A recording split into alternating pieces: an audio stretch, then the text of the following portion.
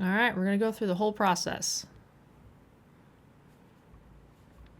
Going to make the box here so we can hold silicone rubber around the sculpt here.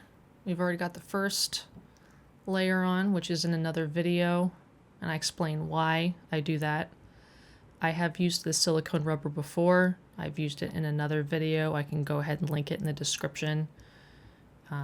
Tell you a little more about it in those videos, but for now we're just going to try and get through this process here, just so you can see the whole thing in one go. That helps agitate the bubbles to come to the top. That's why I'm smacking it.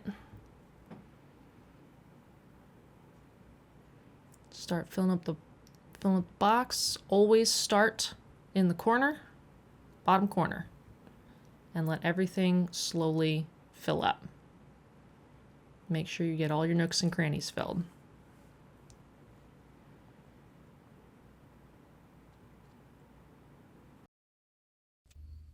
All right, so the mold is all cured. So you can see here in the box. It's pretty solid there. So we'll go ahead, we'll take this box off.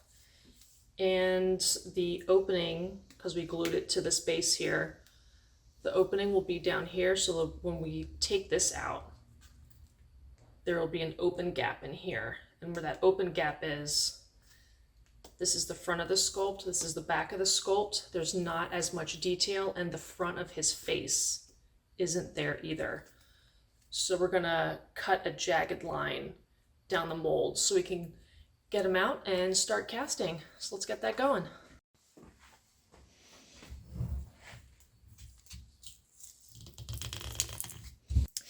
Guess who didn't put Vaseline on the sides? Usually I'll put Vaseline on the inside of here, and this should just be able to rip. I mean, it's still not sticking, but if you want to make your life a little easier, Vaseline, some people use beeswax to go ahead and coat the sides of their boxes or containers, whatever they're using to do this type of mold. You typically don't want to coat your sculpture itself in beeswax, because I mean, you're going to lose detail on the surface. I have used Vaseline, like insanely thin amounts of Vaseline to coat my sculpts before. But for some reason, even if the Vaseline builds up the tiniest bit in one spot of the sculpture, you can see the ripples of it, and that drives me nuts. So I use a spray to, there's different kinds of release agents that you can use in spray form. I buy mine from Smooth On, and it's just a nice spray. I take it outside and I spray them so I'm not inhaling anything, because that would be bad. And it releases incredibly well. God, that was so stupid that I did not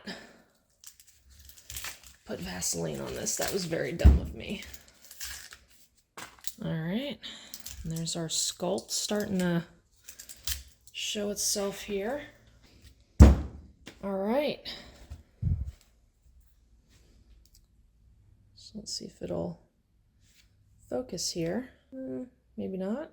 Okay, so you can see kind of the outline. So we'll actually clean all this up. See, this is so thin, it's just going to tear off. So we'll clean all this up, trim it up, and then we'll start cutting. All right, so we've got this nice and cleaned up here. You can see we just I use an X-Acto knife. You can use box cutters or any other like utility knife that's super sharp to cut this. So now that this is open, we can kind of see the back of the spine right here. So this is the back. You do not want to make your seams on the, I guess, focal point of whatever your sculpture is.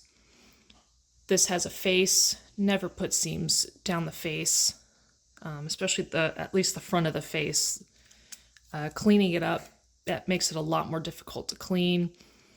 I don't have as much detail going down the back, so that's where we're going to make our seam. So we are just going to start cutting.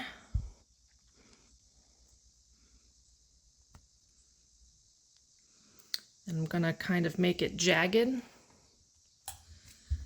So as you can see, when we do a cast, if this is just straight all the way down, I mean, if something's straight, here, I'll use this.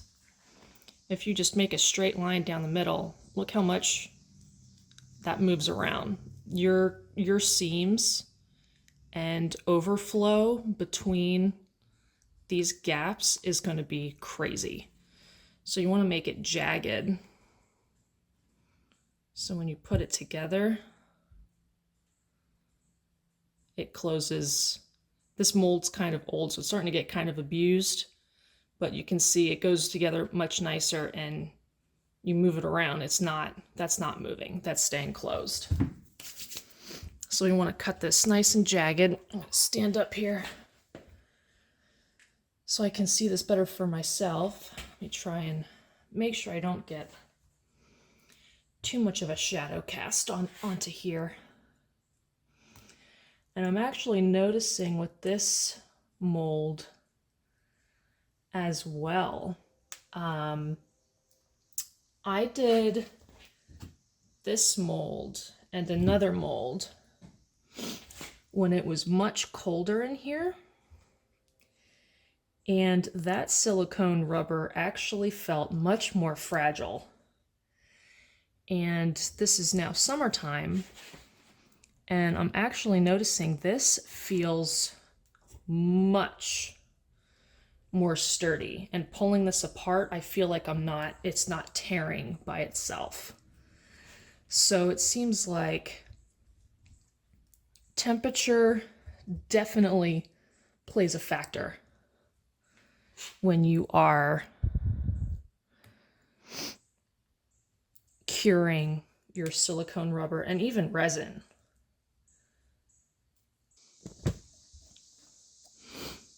All right, so we've got it all cut out.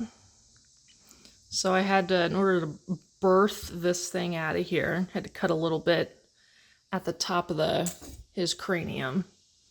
But as you can see, it's pretty, where that cut was made, it's all smooth right here, so that'll be super easy to smooth that out with a Dremel. So I also ran it through water, and I cleaned it out so it's wet in there.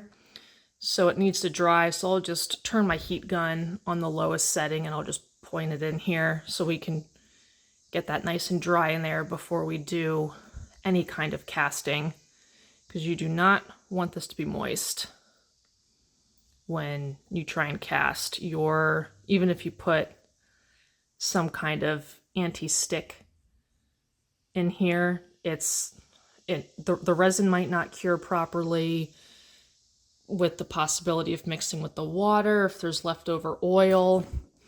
Because if you can see this is an oil-based clay. Look how much it dried out from being in the silicone. Look how dry that is.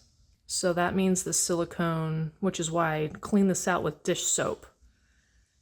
So any oil, residual oil that's from my clay that got absorbed in here and was stuck on the surface, took dish soap, scrubbed the inside, and then cleaned it out, because I do not want that to be left in there. So yeah, nice and tight when you close this up. So when we sit it down here, so you'll take some rubber bands and get this around so you can have it tight so it won't move, and then you'll just be able to pop it out. All right, I went ahead and got part A and part B of Smooth Cast 326.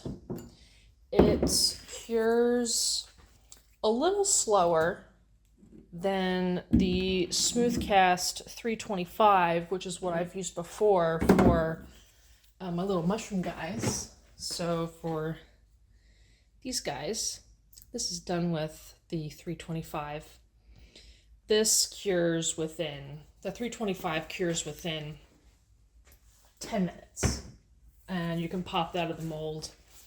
The 326 takes about 15 to 20, so a little longer. I chose to do it in the 326 because this one is not a 2-part mold like the mushroom guy, where I need it to cure a little faster because I'm impatient. And the fact that I want the resin to stay as liquid as possible while I'm pouring it in here, because it's larger, and to make sure I fill all the nooks and crannies and give the resin enough time to push bubbles to the surface so you can actually see the top right here. Let's see if it'll, oh, there it goes. You can see these bubbles that have appeared at the surface. They kind of float to the top. So I wanted to make sure the resin had enough time to, I guess, not necessarily degas itself, but just release as many air bubbles as it could. So let's get this off of here. And this is going to have some seams on it, but it shouldn't be too bad. We can easily scrape those off. Okay, so this is a good first trial to see what we need to look out for. So the ears, the little paddles, those did not come out. And you got a bubble right here. Okay, this is really good to see. Yeah, this one didn't come out either. Okay. Yeah, see, this didn't come out either. Okay, this is really good to see. So typically the first mold too, any debris that's left in the mold after cleaning it out, the first cast should pick it all out of there. So now the mold should be totally clean. I'm going to go through and make sure there's no leftover resin in here. So this is a good indicator that when I do this again right now, I'm going to slowly pour the resin in there and probably move it around. I'm probably going to take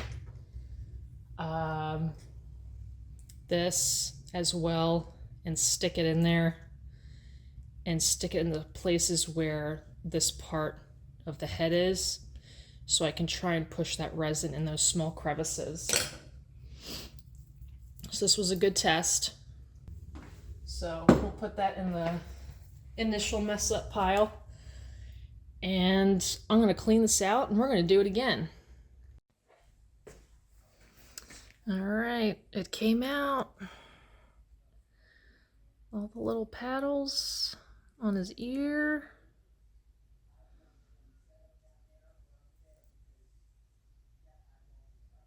And it looks like everything. Got a little bubble here, but that'll be easy to fill in. Besides that, looks like everything got filled in.